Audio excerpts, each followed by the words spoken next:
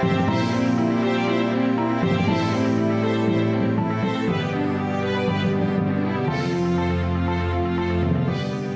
up, Taiwan? I'm Erika Li with news from here in Taiwan and around the world.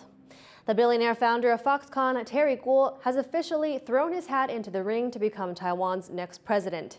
Our reporter Ed Moon was there for the announcement. After months of speculation, Foxconn founder Gous has announced a bid for the biggest job of his career. And he's chosen this venue, just a few hundred meters from the presidential office in Taipei, to announce that he's going to run to be Taiwan's next president in 2024.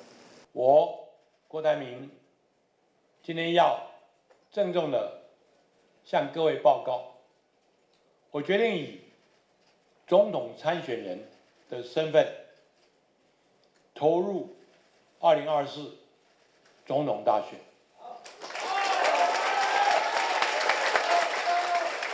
He's one of the most famous faces in Taiwan, known for building an electronics giant that makes everything from iPhones to electric cars.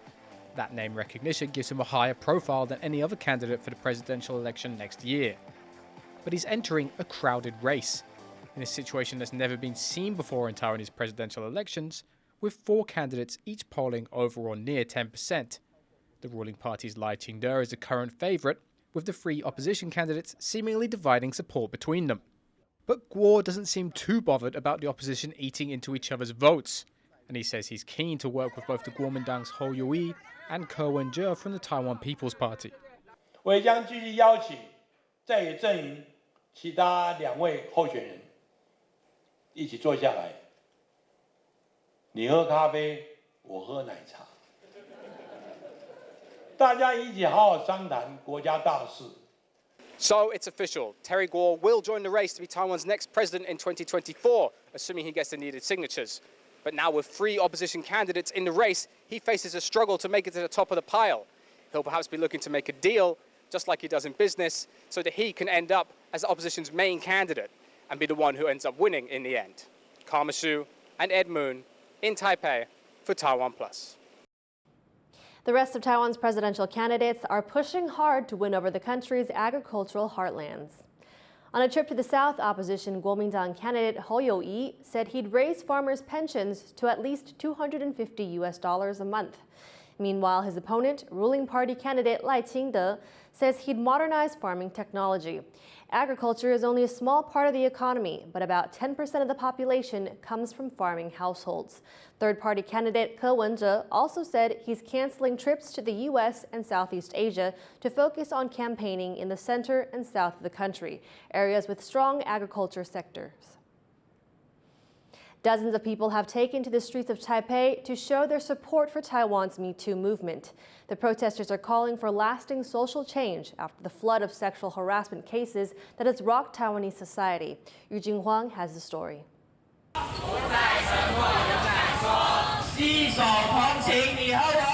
As the rain pours, demonstrators march through downtown Taipei to raise awareness of Taiwan's Me Too movement, where multiple people have come forward to accuse high-profile figures of sexual misconduct.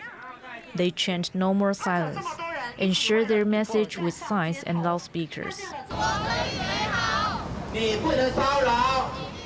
Organizers have also laid out sheets of information explaining what sexual violence survivors may face and where they can turn to seek help.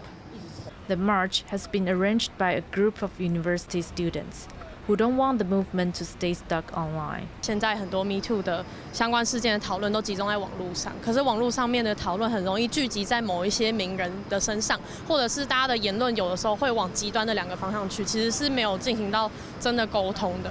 Taiwan's recent Me Too movement started in May, after the release of the Netflix series Wavemakers. Set during an election campaign, the Taiwanese show addresses themes of sexual violence and power imbalances, where one of the characters experiences sexual harassment and other misconduct. After the show aired, a woman who had worked for Taiwan's ruling party wrote online about her own story of workplace harassment. This resonated with many people in Taiwan, who also took to the internet to tell of similar experiences. One of the demonstrators is Zhu Yijun. As a survivor of sexual misconduct, she says it's important to take a highly visible stand. and show other victims that they are not alone. 今天我想站出来，就是因为我觉得很多人都很害怕，但是我想要告诉你们，就是你们不会孤单，然后，我会一直陪着你们，然后我希望我的勇气可以一直伴随你们，这样。Also at the march was lawmaker Fan Yun of the ruling Democratic Progressive Party. 3 years ago, Fan filed a lawsuit against an opposition lawmaker for touching her inappropriately. In June, she won her final appeal. 性骚扰的本质其实就是权力不对等，纵容性骚扰的文化就是关键。而改变文化真的比我们在立法院改变法治困难非常非常的多。未来我们需要透过长期的教育。我想今天这么多年轻的朋友站出来，就是看到文化需要改变，希望我们每一个人一起勇敢的发声。 Another goal of the march is to remind people that victims of sexual harassment and misconduct are not always just women. There are issues that also affect men and people from the LGBTQ community. 这次 Me Too 的就是从5月到现在，其实也有不乏有男性受害者的声音，只是说可能因为他们有各种不同的因为社会的刻板印象，觉得说一定要坚强啊、独立，或者说就是不能够展现他们脆弱的一面。那他们受害的这些事实跟故事就比较不被大家所认知或者被质疑。The first Me Too march to take place in Taiwan was in 2018. Following on from the movements which swept through the United States. But that time, it didn't take long for the discussion to die down. People at Sunday's demonstration hope this time can be different, as they work to keep this movement alive and push for real social change. Justin Wu and Yujing Huang for TaiwanPlus. The Army has begun a heavy artillery exercise in the southern county of Pingtung. The annual Tianlei drills started on Monday morning and will test the military's capabilities against amphibious attacks. Several kinds of artillery have been moved to the coast, including howitzers and self-propelled cannons. The exercise was originally set to take place over 2 days, but it was shortened to just 1 day due to the approach of Typhoon Saola. A beach in Kaohsiung has been closed after balls of tar began appearing there over the weekend. Visitors reported the contamination in the swimming areas and on the sands of Qijing Beach, with several people reportedly getting tar on their bodies. The beach will be closed for several days for the pollution to be cleaned up. Local officials suspect the tar balls could be from a freight ship that sank off the port of Kaohsiung last month.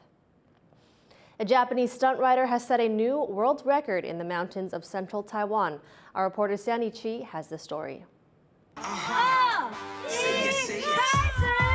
In a car park in the mountains of central Taiwan, the countdown begins for a bid to set a new world record for going non-stop round and round and round in circles on a motorbike on one wheel. This is 40-year-old stunt rider Abe Masayu from Japan, also known in Taiwan as Anti-Amphibious, styling himself the Wheelie King. In 2017, he set a record by driving on one wheel for 500 kilometers. Abe undertook his latest record attempt in Nantou County in central Taiwan over the weekend. Starting at 9 in the morning, the weather that ranged from sunny skies to fog and then rain, he turned circles on one wheel for 5 hours 10 minutes straight. And he could have gone for longer.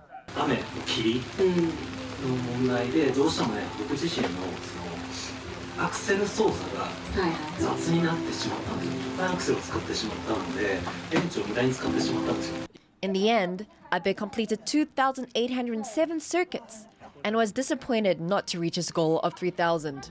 But he still did really good, smashing the previous world record of 362 circles in 40 minutes. Definitely worth a round of applause. Klein Wong and Sandy Chi for TaiwanPlus. Thank you for watching What's Up Taiwan. Remember to download the TaiwanPlus app for more stories from Taiwan and around the world. Finally today, we leave you with images of people swimming through the city center of Copenhagen at sunset. I'm Erika Li. Take care and see you next time.